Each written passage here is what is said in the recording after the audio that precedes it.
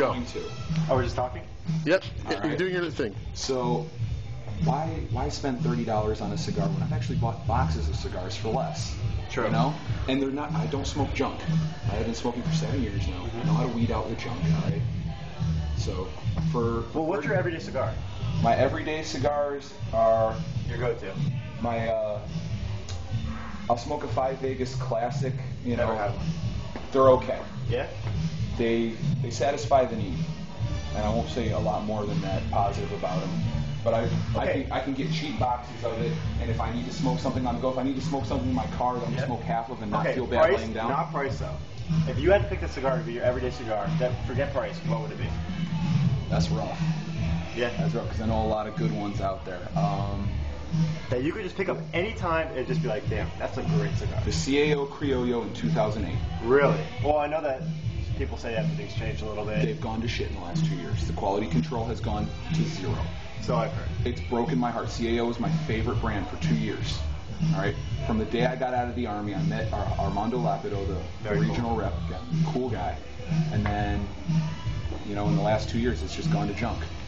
And it breaks my heart because the America is another one of my favorite cigars what's out ever. right now? If you had to Right go, now. if you were in here and you were like, okay, I'm going to take a box with me, what would it be? Forget price. Everything's priced the same. Oh, it's free. Just whatever. No price. What would it be? All bullshit aside, and not just talking, you know, not just talking to you, the Prensado. Very cool. All right. Okay. Have you had the cigar? No, I have not had any of these. Try it. Okay. Enjoy it. You will enjoy it. All I right. mean, I don't know. It's one of our private labels, actually, Okay. that we make for 2 guys. Very cool guys. At first, maybe it was that wasn't rolled tight enough, maybe for me, but I could smoke that every day, anytime, anywhere, and be very happy. Yeah. My qualifications for a good cigar has to have an easy enough draw that I don't pass out trying to smoke it. All right.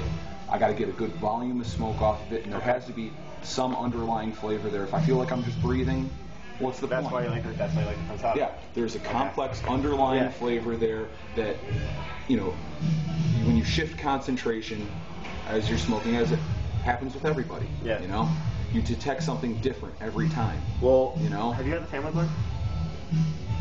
Not recently. Okay. Well, I picked them up right as you released the latest batch, sometime mid last year, I want to say. Okay. I had one. Honestly. It was pretty good.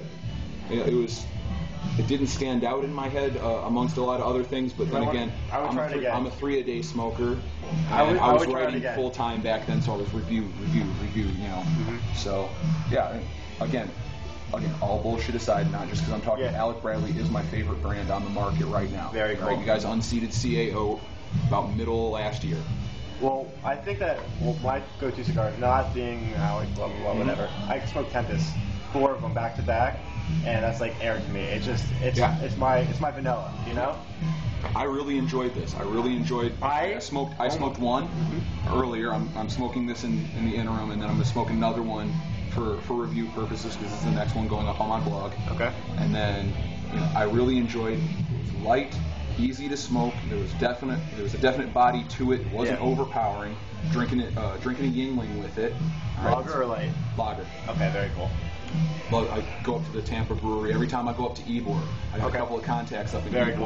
Cool. If you ever go up there, swing into La Herencia de Cuba. Okay. All right. Good people there. Very cool. Roberto Ramirez is the guy sitting there. He sit in the window, roll cigars all day, and is just so happy to see someone come in. I love that you love SCR because I definitely love SCR. That is also a very good everyday smoke. I mean, what my everyday smoke is depends on what I take up with me at the time. And recently, I mean, I've been smoking a lot of 262s, a lot of Max, and a lot of Family Blend. But I can smoke Tempest every day, nonstop. Oh yeah. Tempest is not a wake-up smoke for me. I gotta get something going in my day before I light into a Tempest. But so the shop in Ybor that I was telling you about, they have 4 different cigars: a white, a red, a black, and a yellow label. And the only thing that distinguishes them is literally the color of the label. I got that. All right. Of course, different wrappers, different blends, and all. But that's very cool. Very basic. Very. Their very red simple. label. The red label is one of my favorites. It's a great pick up and go. They have a mini Robusto that's 4 or 4.5 inches instead of the standard 5. Yeah. All right. And I have a 20-minute ride to school. I'll smoke one in the car on the way to school. Put it out as I'm walking up into my class. Very cool. You know. Also, one of my everyday smokes, if I could afford to buy them, would be La Riqueza. All right. It's why it makes a great cigar.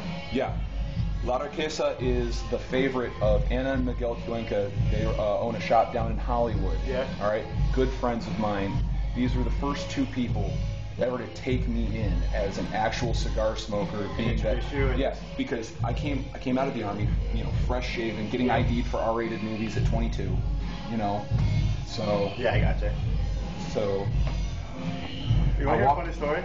I was walking through a cigar store, and I was just wearing an Alec Rally shirt or whatever, and the lady that was working the store was almost questioning me. She's like, "Oh, are you in the cigar industry?" or whatever it was. I'm like, "Well, I'm Alec," and she didn't believe me. And it was really funny. So she almost made me name drop, and I was like, "Okay, I'm never coming to the store again," kind of thing. Mm-hmm. And it was ridiculous because she ID'd me when I went to go walk out with cigars. I was like, "You really just ID'd me?" I don't know if she was checking to see if I was really Alec, or if she was really questioning whether I was 18 or not. But I didn't know. But I was like, "Yeah, I'm not coming to this store." Just, you know, on a good faith gesture, if I was behind the counter and I didn't know you from Adam, I'd ask to see your ID just in case. Yeah. I mean, you got to realize that's their ass. Yeah, so, I know.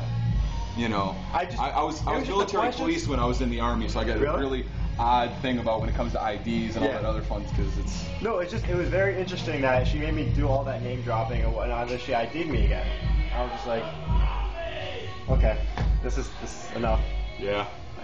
But I mean, it's when you find a good crowd, a good place to go, a good crowd. I mean, it's always good. Or another everyday that I would buy by the box and smoke by the box is the Perdomo 10th Anniversary Criollo. Okay, I've had it. Very good cigar. Yeah. And it's my old reliable. I had it here when Perdomo did their event here. I had it here. Yeah, it's my old reliable when I can't make up my mind, because like if you take a look at this place, how the hell are you supposed to make up your mind? Oh, all right. There's a lot of good stuff on this wall. I don't make up my mind. I make Rubin pick for me when I'm smoking every time. I don't pick. No better man than, you know. Oh, I know. I trust his opinion greatly. He's the one that expanded my palate. I would have never had the chance for. If Dan and Sherman didn't take me in, there was no way my palate would be where it is right now. I would not be able to pick up a cigar and tell you this is good, this is bad, this is good, this is bad. Mm-hmm. So I was only smoking Alec Rallies at the time. Yeah. That's all I could afford. I'd come in here, I'd work the register, whatever it was, and they just paid me in cigars. Very cool. God, if I could get that gig. Right? No, I literally just worked the register whenever they needed. Mm-hmm. I entertained, I took people around the humidor, talked about everything with them, made a couple sales, and they paid me with a little closer together. They have a couple cigars every once in a while. So, and by the way, we're talking to Dan, the cigar guy, and Alec Rubin from Alec Rally. Awesome, guys. Thank you. Anything in closing you want to say, Alec? I mean, I don't know. Good health and long ashes, my friends. Awesome. Very cool. All right.